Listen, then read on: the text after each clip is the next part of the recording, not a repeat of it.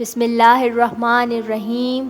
السلام علیکم محترم ناظرین، ہمارے چینل اسلامک انفارمیشن میں آپ سب کو خوش آمدید۔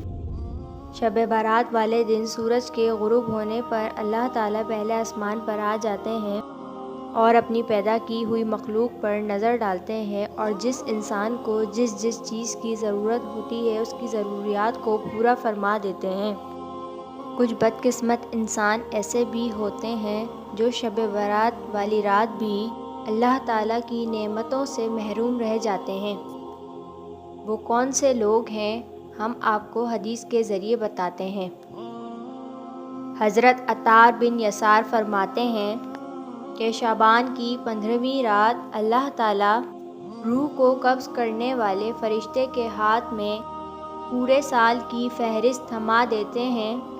کس انسان کو کس مقام پر جان لینی ہے، ملک الموت اللہ تعالیٰ کے حکم کی تعمیل کرتے ہوئے انسان کی روح قبض کرتا ہے۔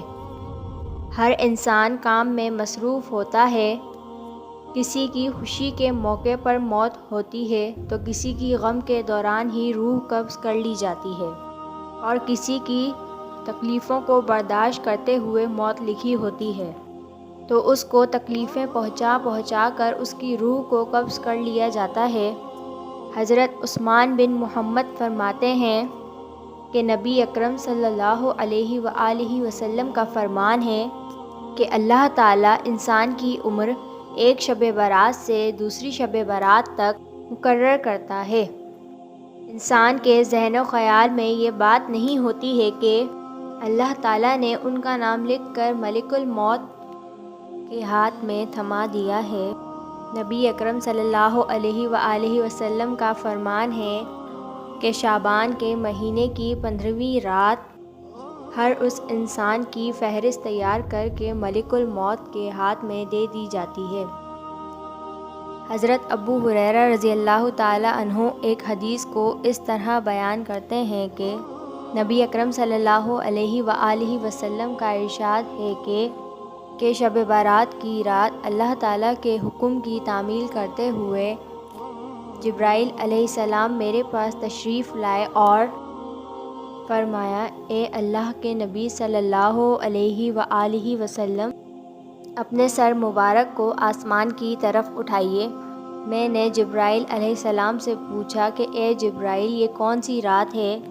حضرت جبرائیل علیہ السلام نے بڑے ادب و احترام کے ساتھ مجھے فرمایا، اے اللہ کے نبی صلی اللہ علیہ وآلہ وسلم، یہ وہ بابرکت رات ہے جس رات اللہ تعالیٰ جنت کے تمام دروازوں کو کھولتے ہوئے ہر اس انسان کی بخشش کر دیتا ہے جس نے اللہ تعالیٰ کے علاوہ کسی اور کی عبادت نہ کی ہو۔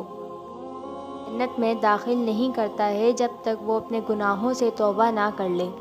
جب رات کا چوتھائی حصہ ختم ہو گیا تو جبرائیل علیہ السلام پھر میرے پاس آ گئے اور فرمانے لگے، اے اللہ کے نبی صلی اللہ علیہ وآلہ وسلم، اپنے سر مبارک کو آسمانوں کی طرف اٹھائیے گا۔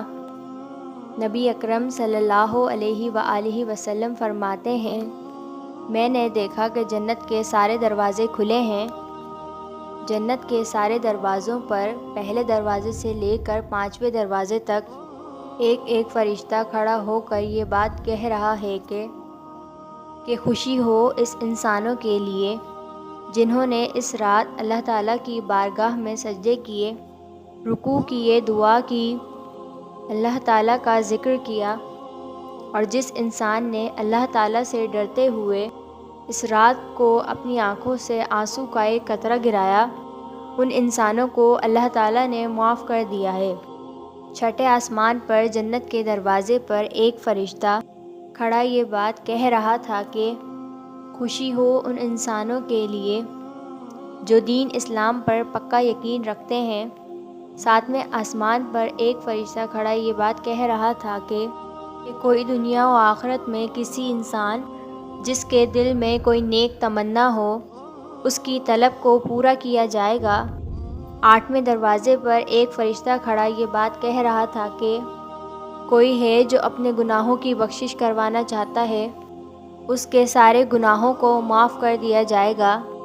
یہ سارا ماجرا دیکھ کر حضرت محمد صلی اللہ علیہ وآلہ وسلم نے حضرت جبرائیل علیہ السلام سے یہ معاملہ دریافت کیا: اے جبرائیل، یہ جنت کے دروازے کب تک کھلے رہتے ہیں؟ حضرت جبرائیل علیہ السلام نے ارشاد فرمایا کہ جنت کے دروازے صبح ہونے پر بند ہو جاتے ہیں۔ حضرت جبرائیل علیہ السلام نے مزید فرماتے ہوئے کہا کہ اس رات اللہ تعالیٰ بے شمار انسانوں کو جہنم سے نکال کر جنت میں داخل کر دیتا ہے۔ حضرت ابو بکر صدیق رضی اللہ تعالیٰ عنہ سے مروی ہے کہ نبی اکرم صلی اللہ علیہ وآلہ وسلم نے فرمایا ہے کہ جب شب برات کی رات کا درمیانی وقت آتا ہے تو اللہ تعالیٰ اس وقت پہلے آسمان پر نازل ہوتا ہے۔ اس رات اللہ تعالیٰ سے بغض رکھنے والے اور اللہ تعالیٰ کے علاوہ کسی اور کی عبادت کرنے والے کی بخشش نہیں ہوتی ہے، باقی سب کی بخشش اللہ تعالیٰ کر دیتا ہے۔ اگر اس رات اپنے اللہ کے حضور ندامت کے آنسو بہائے جائیں اور بار بار رو کے فریاد کرے، اپنے صغیرہ اور کبیرہ گناہوں کے لیے معافی کی درخواست کرے، تو اس وقت بدحالی خوشی میں اور تنگی آسانی میں بدل جائے گی۔ بنی اسرائیل کے ایک بے حد گنہگار شخص نے توبہ کا ارادہ کیا، ابھی مکمل طور پر توبہ نہ کی، مگر نیت اور ارادے کے سبب تقدیر بدل دی گئی اور جنت میں داخل کیا گیا۔ اگر آج حضور صلی اللہ علیہ وآلہ وسلم کی افضل امت کا ایک گنہگار اور سرکش شخص توبہ کرے تو کیا اس کی تقدیر نہیں بدل سکتی؟ بالخصوص شب برات کا تو افضل مقام ہے، جہاں حضور صلی اللہ علیہ وآلہ وسلم کے ارشاد گرامی کی روح سے اپنے رب سے گناہوں کی معافی مانگنا اور آہوزاری کر کے اپنے رب سے آئندہ گناہوں کی طرف سے توبہ کرنا ہے۔ اسلامی مہینوں میں شعبان کے مہینے کو ایک خاص اہمیت حاصل ہے۔ حضور اکرم صلی اللہ علیہ وآلہ وسلم نے ارشاد فرمایا کہ شعبان میرا مہینہ ہے، اس ماہ میں عبادت کرنے کا بے حد ثواب ہے۔ اس مہینے کو بزرگی اس لیے بھی حاصل ہے کہ اس مہینے کے درمیان ایک ایسی مقدس رات آتی ہے جس کو شب برات کہتے ہیں۔ حضور اکرم صلی اللہ علیہ وآلہ وسلم نے ارشاد فرمایا کہ جب شعبان کی 15ویں رات ہو تو رات کو جاگا کرو اور اس کے دن میں روزہ رکھو۔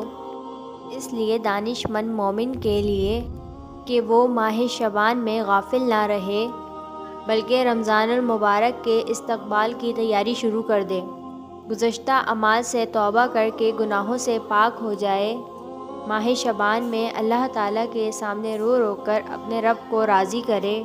حضور صلی اللہ علیہ وآلہ وسلم نے ارشاد فرمایا کہ ماہ شعبان میں جو شخص مجھ پر 3000 مرتبہ درود شریف پڑھ کے بخشے گا، بروز قیامت اس کی شفاعت کرنا مجھ پر واجب ہے۔